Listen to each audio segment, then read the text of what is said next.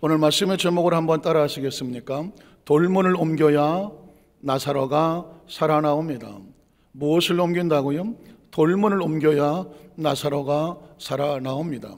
마치 심장병, 죽어가는 심장병으로 죽어가던 그 어린아이들에게 그 심장에 잘못된 돌문과 같이 막혔던 그 사망의 그림자를 제거해내야 깨끗한 심정으로 건강해지는 것처럼 우리의 신앙생활 속에도 우리를 가로막고 있는 이 죽음과 사망의 돌문을 옮겨내야 새로운 생명 나사로가 살아나오는 줄로 믿습니다.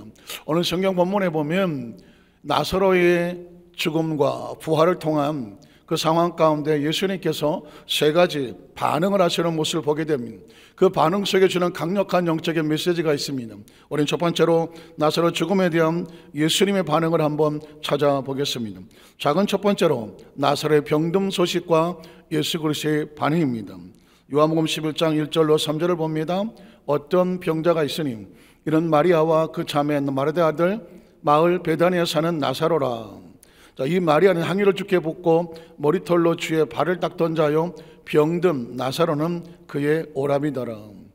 그 누이들이 예수께 사람을 보내어 이르되 주여 보시옵소서 사랑하시는 자가 병들었나이다 하니, 자, 나사로가 병들었던 소식이 다가왔습니다. 어떻게 됐을까요? 4절로 6절에 보면 예수님의 반응이 나옵니다. 예수께서 들으시고 전혀 개의치 않습니다. 염려하지 않습니다. 걱정하지 않습니다. 이르시되 이 병은 무슨 병이 아닙니까? 죽을 병이 아니라 무엇을 위함입니까? 하나님의 영광을 위함이다. 그리고 하나님의 아들이 이로 말미암아 무엇을 받습니까? 영광을 받게 하려 함이라 하시더라. 예수께서 본래 마르다와 그 동생과 나사로를 사랑하시더니 나사로가 병들었다함을 들으시고 그 계시던 곳에 이틀을 더 유하시고, 이해할 수 없는 상황이죠. 나사로가 병들었으면 당장 쫓아가서 치료하시던가 해야 되는데 이틀을 더 유하시고 가지를 않습니다. 왜 이런 반응을 보였을까요? 예수님이 말씀하신 걸 기억하십시오. 하나님의 영광을 위한 것이다. 죽을 병이 아니라 하나님의 영광을 위한 것이다. 그러니까 어떤 상황 속에서 어떤 관점으로 바라보느냐가 아주 중요한 것이죠.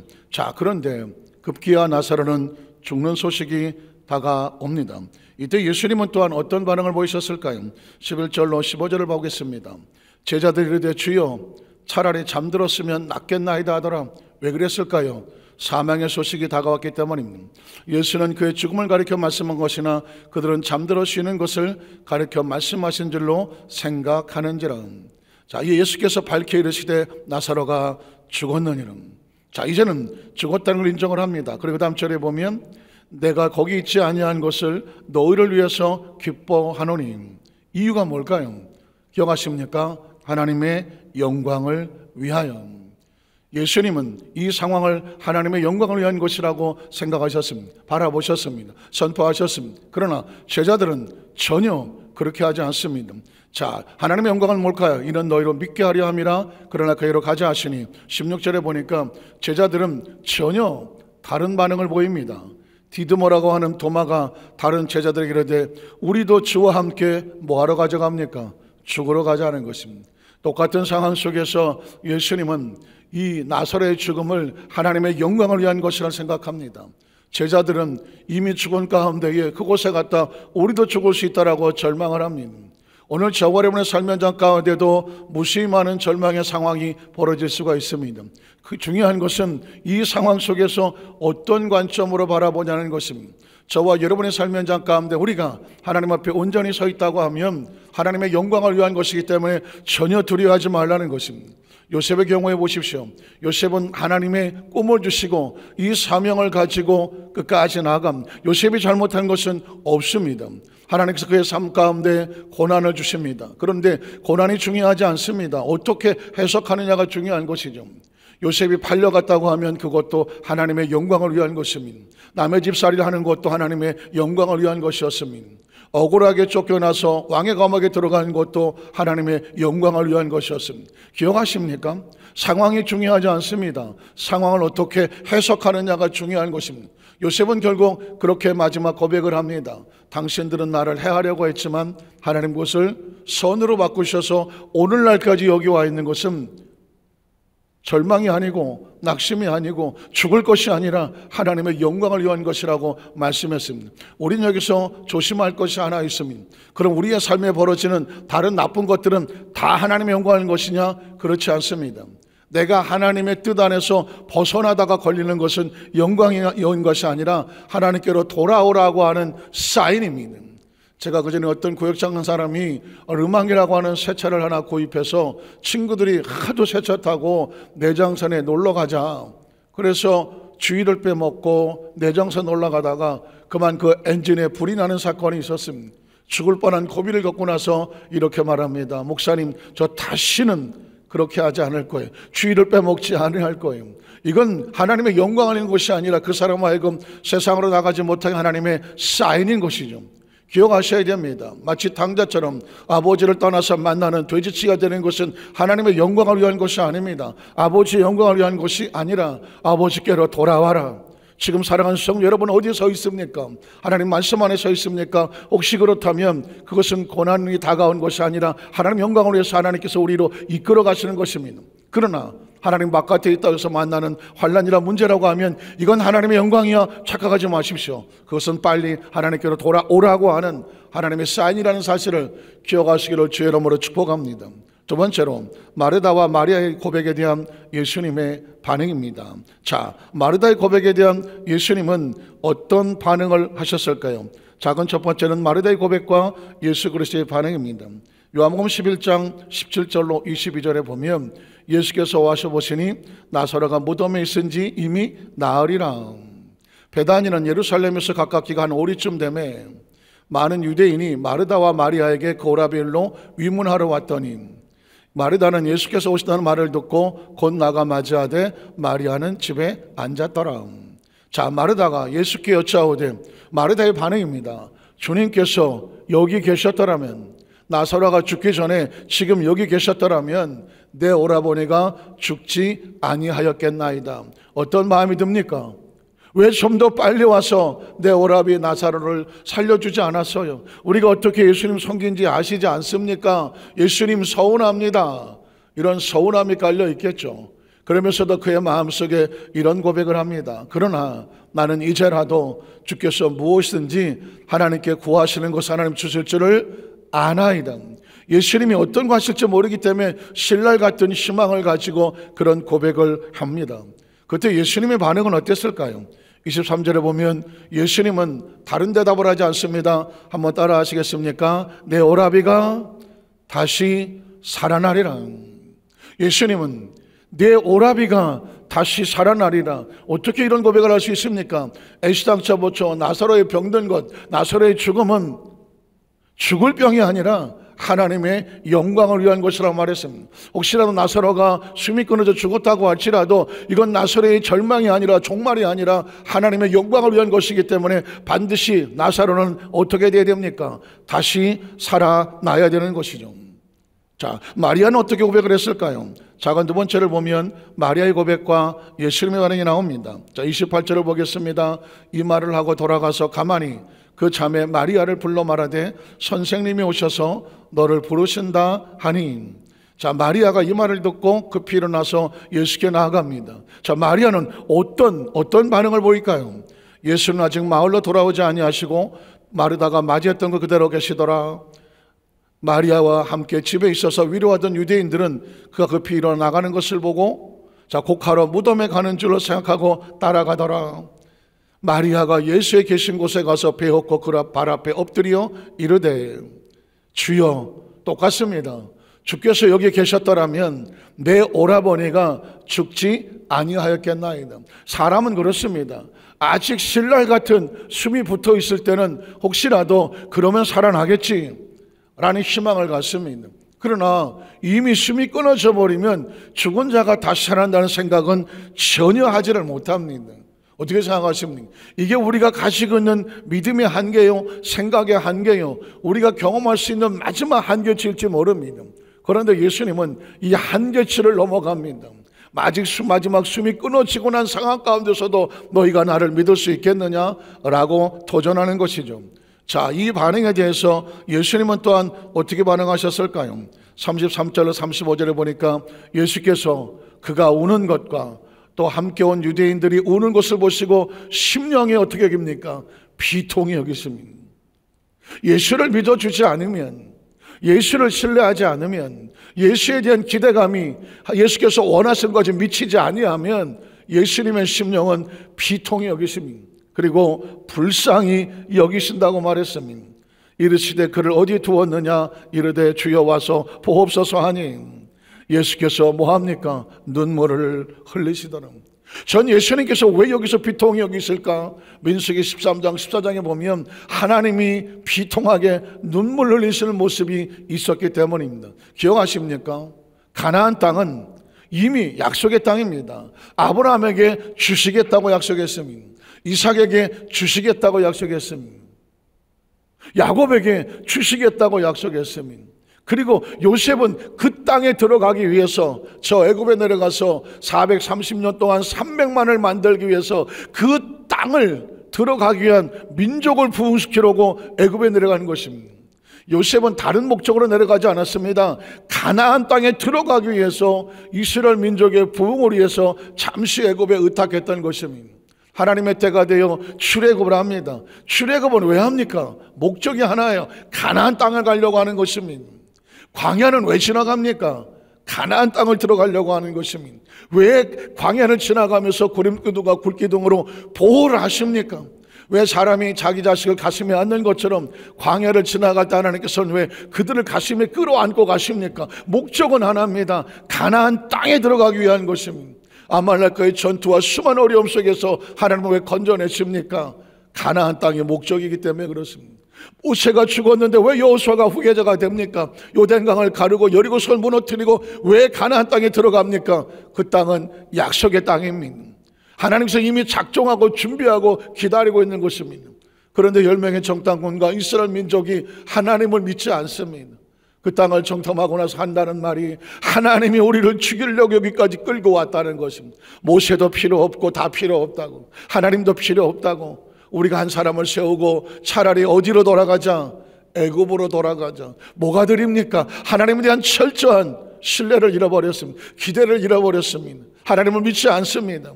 그때 하나님께서 뭐라고 말씀합니까? 하나님께서 비통히 여기시는 것입니다. 근데 이 광야에서 내가 행한 10가지 기적과 기사와 능력을 보고서도 오히려 나를 믿지 아니하고 나를 원망하고 불평하고 나를 멸시했다고 말하는 것입니다. 여러분, 피조물이 창조물을 어떻게 멸시합니까? 하나님이란 존재를 믿지 아니하면, 신뢰하지 아니하면 하나님이 이렇게 말씀합니다. 네가 나를 멸시하는구나. 저와 여러분이 창조주라고 생각해 보십시오. 창조주가 피조물에게 원하는 건 뭐가 있을까요? 딱 한 가지밖에 없습니다. 끝까지 신뢰하고 나를 믿고 어떤 일이 벌어지더라도 반드시 해가 변하여 선이 될 것을 믿고 따라와 달라는 것입니다. 그래서 여호수아 갈렙이 마음이 다른 것입니다. 하나님 우리를 기뻐하시면 우리 그 땅으로 반드시 인도하여 드리라고 하는 것입니다. 여러분, 이 상황이 전혀 다르지 않아요. 마르다와 마리아가 그렇게 하나님을 신뢰한 사람이었고 예수를 따랐다고 하면 내 오라비가 살리라 그러면 살아날 것을 믿는 것이지. 왜 여기 계시지 않아서 죽었다고 슬피 울며 예수를 믿지 않습니까? 예수는 마음 가운데 비통히 여기시고 불쌍히 여기시고 눈물을 흘리시더라는 겁니다. 제가 저희 집에 있는 조그만 물고기 이야기를 가끔 합니다. 처음에 이마트에서 사왔을 때는 한 5,000원짜리 요만한 정도의 잉어 새끼였었습니다. 금붕어도 아니고 잉어 새끼라 그래서 혹시나 하고 사갖고 왔습니다. 그런데 그 한 마리가 지금 거의 손바닥보다 더 커지고 자라고 있습니다. 한 3, 4년, 4, 5년 된 것 같이 많이 커 있습니다. 그런데 이 붕어하고 잉어죠. 잉어 새끼와 새끼도 아니에요. 중간치 됐어요. 청년쯤 됐는데 간혹가다 저하고 신경질을 합니다. 왜 신경을 하냐면 물을 갈아줘야 되는데 물을 갈 때마다 이놈이 며칠씩 삐지는 겁니다. 왜냐하면 물을 갈아주려면 얘를 끄집어내야 되거든요. 얘는 제가 끄집어내면 자기를 잡아먹는 줄 알고 난리를 치고 도망갑니다. 어쩔 수 없이 뜰채를 떠서 다른 용기에다가 물을 담아놓고 그리고 그러는 동안에 저는 그 청소를 해줘야 되거든요. 싹 청소를 하고 다시 거기다가 새물을 받아놓고 한참 있다가 그 잉어 청년 새끼를 데려다가 갖다 거기다가 집어넣으면 난리를 칩니다. 어디 그냥 집어넣은 나무 그때 숲을 같은 옆에 숨어갖고 절대로 안 나옵니다. 그 전까지만 하더라도 제가 지나가기만 하면 난리를 치고 밥 달라고 달라들었는데 이제는 제가 지나가면 도망가서 숨습니다. 왜 그랬을까요? 삐진 겁니다. 자기를 그렇게 끄집어내서 한쪽 구덩이에 갖다 놓고, 자, 왜 그런 일을 했는데 얘는 이해를 하지 못하기 때문이죠. 사실 제가 그렇게 하는 것은 이거를 더 오래 살고 맑은 물에, 깨끗한 물에 살게 하려는 것이지 나쁘게 하려는 의도는 일도 없습니다. 그러니까 그 잉어가 할 것은 딴 거 아닙니다. 제가 뭘 하든지 주인을 신뢰해 주는 것입니다.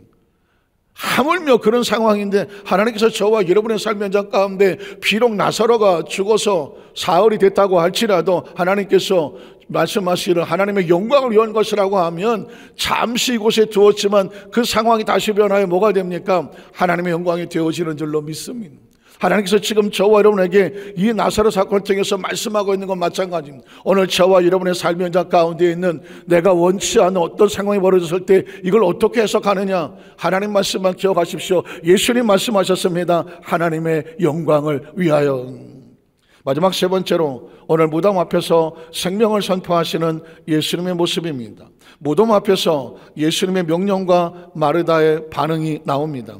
요한복음 11장 38절로 39절에 보면 이 예수께서 다시 속으로 비통히 여기시며, 성경을 보십시오. 처음에 비통히, 두 번째 눈물을 흘리며 불쌍히 여기며, 그리고 또 가슴을 아파하던 그분이 예수님 다시 속으로 또 비통히 여겼어요.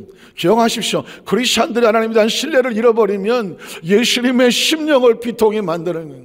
비통히 여기시며 무덤에 가시니 무덤이 굴이라 돌로 막았거늘 예수께서 이르시되 돌을 옮겨 놓으라. 한번 따라 하시겠습니까? 돌을 옮겨 놓아라. 이 돌은 사망과 생명을 가로막는 돌문입니다. 이 돌을 옮겨 놓아야 죽어있는 나사로라도 나올 수 있는 것입니다. 그런데 그 죽은 자의 누이 마르다가 이르되 뭐라고 말합니까? 주여, 죽은 지가 나흘이 되었으며 벌써 냄새가 나나이다. 무슨 뜻입니까? 마르다의 마음속에 나사로가 다시 살아난다는 생각은 1도 없습니다.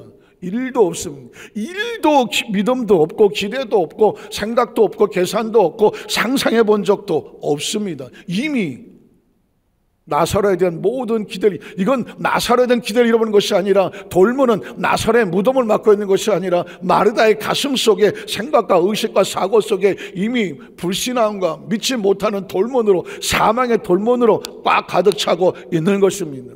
자, 이때에 예수님은 그 다음에 뭐라고 말씀하실까요? 그 사망의 돌문을 향하여서, 마르다의 그 돌문을 향하여서 이렇게 선포합니다. 40절로 44절에 보면 예수께서 이르시되 내 말이 내가 믿으면 하나님의 영광을 보리라. 여기 또 하나님의 영광이 나옵니다. 하나님의 영광은 머리로 생각하는 것이 아닙니다. 계산하는 것이 아닙니다. 하나님의 영광은 하나님의 말씀을 믿어야 되는 것입니다. 하나님 말씀을 듣고 생각을 믿고 의도를 믿고 계획을 믿어야 되는 것이죠. 하나님의 영광을 보리라 하지 아니하였느냐. 또 계속 이어집니다. 돌을 옮겨 놓으니 예수께서 눈을 들어 우러러보시고 이르시되 아버지여, 내 말을 들으신 것을 감사하나이다. 예수님의 모든 사역은 철저하게 하나님께 영광입니다. 그리고 아버지 하나님께서 이 모든 것에 감사의 고백을 합니다. 항상 내 말을 들으신 줄을 내가 알았나이다. 그러나 이 말씀하옵는 것은 둘러선 무리를 위함이니 무리들이 어떻게 하라고? 아버지께서 나를 보내신 것을 그들로 믿게 하려 하는 것입니다. 하나님께 영광을 돌리고 사람들로 하여금, 백성들로 하여금 믿게 하려 함이라고 말했습니다. 또 성경은 계속 예수의 말씀을 이어집니다. 이 말씀을 하시고 큰 소리로 뭐라고 선포하십니까? 나사로야 나오라. 한번 따라 하실까요? 나사로야 나오라. 왜 나사로가 나옵니까? 돌문을 옮겨 놓으니까 이제 나사로가 나올 수가 있기 때문입니다. 죽었던 나사로에게, 절망에 갇힌 나사로에게 예수님이 선포합니다. 나사로야 나오라. 여러분 혹시 보이십니까? 이 돌문은 밖에 있지 않다고 말했습니까? 안 했습니다. 어디 있었나요? 마르다의 가슴을 뚫고 생각을 뚫고 있으니 이 불신앙의 돌문이 떨어져 나가니까 사실은 이 마르다의 심령을 향해서 말하는 것입니다. 내 속에 숨어있는 절망아 나와라, 좌절아 나가라, 아픔아 상처에 떨어져 나가고 다시 새로운 희망이 살아나올지어다, 새로운 비전이 살아나올지어다, 새로운 꿈이 살아나올지어다. 나사로는 죽어서 냄새났던, 우리가 처박아두었던 지나간 과거의 상처와 아픔과 슬픔과 절망과 우리 속에선 모든 부정적인 것들입니다. 이런 돌문들이 다 씻겨져 나가면 다시 꿈꿀 수 있고, 다시 힘을 얻을 수 있고, 다시 건강할 수 있고, 다시 복을 받을 수 있고, 다시 힘을 얻을 수 있는 새로운 생명이 우리 속에서 살아나오게 되는 것이죠. 한 번 더 따라하실까요? 나사로야 나오라, 그렇게 말씀하시니 그 다음 절에 보니까 죽은 자가 수족을 베러 독인 채로 나오는데 그 얼굴은 수건에 쌓였더라. 예수께서 이르시되 풀어놓아 다니게 하라. 나사로는 수건에 쌓여서, 수위에 쌓여서 무덤에 갇혀서 죽어 있을 존재가 아닙니다. 저와 여러분이 예수를 구주로 믿고 하나님의 자녀가 되어지면 그전엔 죄에 묶여서, 동굴에 묶여서 갇혀있는 자였지만 예수님은 저와 여러분이 말씀합니다. 이제 너희가 예수 안에서 자유하고 동굴에서 나와서 풀어놓아 다니게 될지어다. 예수님을 구주로 믿으시면 아멘 하시기 바랍니다. 예수님의 십자가는 우리에게 이렇게 말합니다. 내가 다 이루어 놓았다. 다 이루어 놓았다. 나사로야 나오라. 여기까지 말씀을 다 해놓았습니다. 그럼 어떻게 하느냐? 우리가 할 것은 이 마음에 있는 내 돌문을 옮겨 놓는 것입니다. 내가 있었던 절망과 좌절과 낙심과 나는 안 돼, 못한다, 나는 인생은 끝났다, 난 이대로밖에 안 된다, 이웃의 운명과 팔자라고 말했던 모든 부정적인 돌문을 다 던져버리고 내 마음속에 난 할 수 있습니다, 나는 하면 됩니다, 해보겠습니다, 내 인생은 새로워질 수 있습니다, 복을 받을 수 있습니다, 치료받을 수 있습니다, 하나님 나를 축복하십니다. 이 땅의 사망으로 끝나지 아니하고 영원한 천국의 소망을 가진 영생의 축복을 받은 줄로 믿습니다. 이게 우리 속에서 나와야 되는 것이죠. 오늘 저와 여러분에게 예수님께서 말씀하시는 것은 너의 마음속에 돌문을 옮겨 놓으라는 것입니다. 제가 마태복음 8장에 있는 문둥병 환자 예를 한번 말씀드리고 말씀을 마치려고 합니다. 여러분 마찬가지입니다. 자, 문둥병 환자도 나사로처럼 동굴에 갇혀 있었습니다. 숨만 끊어지지 않았지 똑같이 머리부터 발끝까지 썩어서 냄새나고 있습니다. 이건 문둥병 걸린 지 사흘이 아니라 먼저 수십 년을 그렇게 처절한 절망에 빠졌습니다. 가족도 없고 친척도 없고 꿈도 없고 비전도 없고 재물도 없고 재산도 없고 아무런 행복과 기쁨이 없는 죽은 자와 방불을 합니다. 그런데 그 동굴에 갇혀있는 문둥병 환자가 예수의 소문을 듣습니다.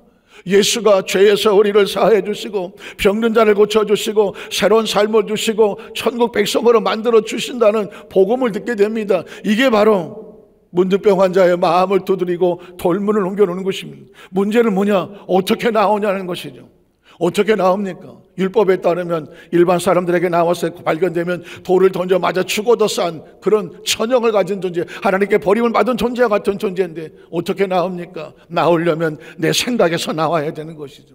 절망과 좌절과 두려움이 아니라 예수에 대한 소문을 듣고 예수의 희망을 가지고 내가 돌문을 열고 예수님 앞에 달려 나와야 되는 것이죠. 마치 저와 여러분 하나님 앞에 나와 엎드리는 것은 바로 그런 예배와 같습니다.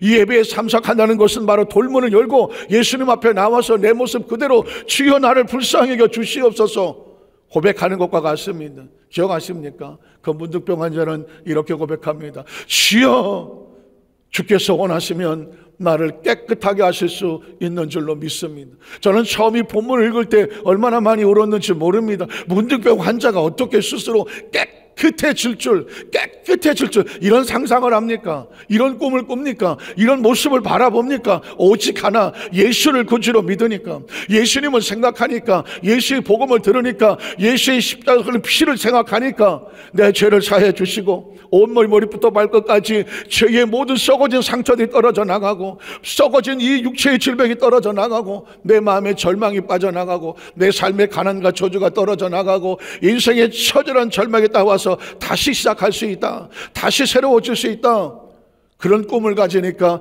예수 앞에 달려 나오게 되는 것입니다.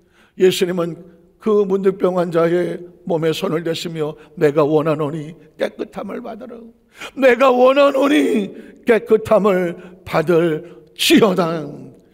전혀 대로 살아온 삶이 되는 것입니다. 오늘 말씀을 정리하기 원합니다. 사랑하는 여덟순복 우리 안삭교회 성도 여러분, 우린 매일매일 동굴과 같은 치열한 이 어둠과 싸워야 됩니다. 수도 없이 마귀는 우리 마음속에 돌문을 갖다 쳐박아 둡니다. 이번 주일도 마음에 승리하고 나갔지만 한 주간 동안에 의심과 절망과 좌절과 낙심과 불안과 초조와 생각지 않은 여러 가지 문제가 덜커덕 우리 앞길을 돌문처럼 막아놓습니다.